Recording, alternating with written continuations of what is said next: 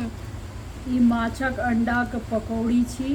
अंडाके धो लेलहुँ हन, तकर बाद एहिमे जतेक अंडा रहत ओहि अंदाजसँ बाइंडिंगके चलते 2-3 चम्मच बेसन देलिए। तकर बाद नमक, अजवाइन, मंगरैल, एकदम मेहीसँ प्याज काटि कऽ, धनी पात, हरियर मिरचाइ काटि कऽ आब एकरा तरि रहल छियै।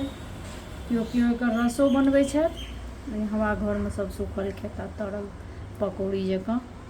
एक नम्बर लागत खाइमे, खा कऽ बतबै जाए।